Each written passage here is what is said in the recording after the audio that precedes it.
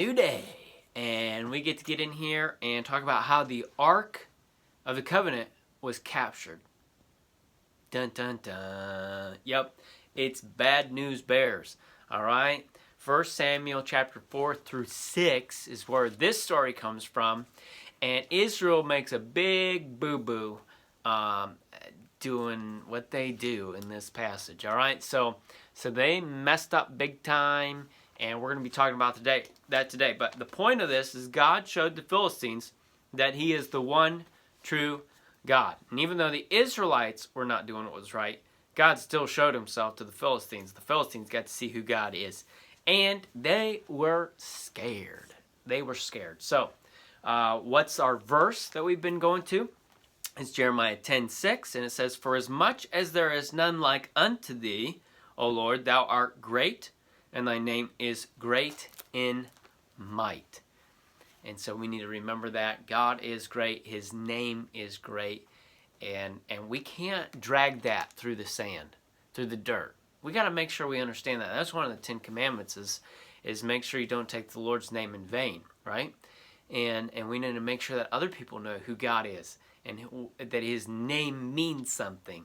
And so as we get into this, our question that we've been asking is anything or anyone greater than God? And the answer is what? No. No one, nothing is greater than God. Okay, so what's going on with the Israelites? The Israelites are having consistent battles with the Philistines. I mean, just a constant enemy is the Philistines. And so they're going to battle, and the Israelites lost. Okay, they lost this battle, and they said, why did God let us lose? Why is He doing this? Why do you think God let them lose? What do you think so many times happened during Judges? He let them lose because they were being sinful. And now, why did God let? It's because they were in sin. So you know what they did? They got together, and they decided to take the Ark of the Covenant. And you remember what the Ark of the Covenant was? It was what God created to take along with, to show that God was present with them. It's a very special wooden box covered in gold. Okay, it reminded them of God's presence, and so they were going to use it as a good luck charm. You know, some people have a rabbit's foot or lucky charm. They're trying to stay lucky, and as long as they carry that around or they wear it around their neck, then they're going to be okay. That's what the Israelites were trying to do. There is no such thing as good luck, by the way. No such thing. There's God. That's who we trust in. But they're trying to use the Ark of the Covenant as a good luck charm. So guess what? Eli's sons, remember the ones that were being bad and very sinful, and they went over. They took the Ark of the Covenant. They took it to the battlefield, and the Israelites were like, yeah, we could do this. We could do this. So they shouted for joy. It's awesome. So they went to battle. Guess what happened? The Philistines won again. And they killed thousands of Israelites. And guess what they did? They captured the Ark of the Covenant. And they took it back with them. And there was a man that went back and told Eli what had happened. And Eli was so much in shock that he actually fell over backwards and broke his neck. Guess what? That's what Samuel talked to Eli about. There would be judgment on Eli's family because of the wrong, the sins that had been done by the sons. And so the prophecy, it came true. Came true. Again, what God says comes true. His promises always come true. But the Philistines, they took the Ark of the Covenant, and they decided to take it back to a city and put it in a temple of one of their false gods named Dagon. And they put the Ark of the Covenant right by their statue of Dagon. And they left, came back the next morning, found out the Dagon statue had fallen down face down, almost like it was bowing down in front of the Ark of the Covenant.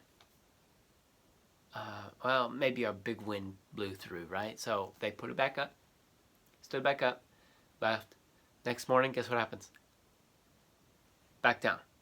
And this time, the head was broke off and the hands were broke off the statue. That freaked them out a little bit. They started to fear a little bit. And guess what? People started getting sick in that town. So they said, oh, we're going to move it to a different town. So they moved it to a different town. Guess what happened? They started getting sick in that town. And they were getting more and more afraid. So they said, we gotta get rid of this ark. We got to get rid of the Ark of the Covenant. The bad things are just going to continue to happen. So they put it on a cart and had two cows take it down back to Israelite down a path so they could just get rid of it.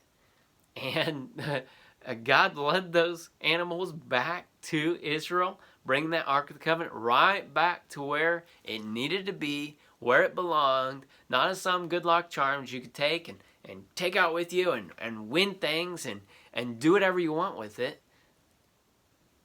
God put it back with the people to show that he dwelled with them.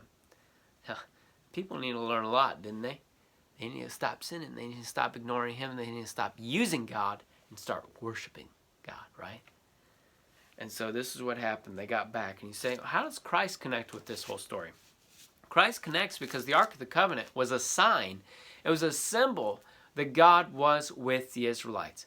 And years later, God actually sent, not a sign, not a symbol, but Jesus himself to be with his people. And guess what?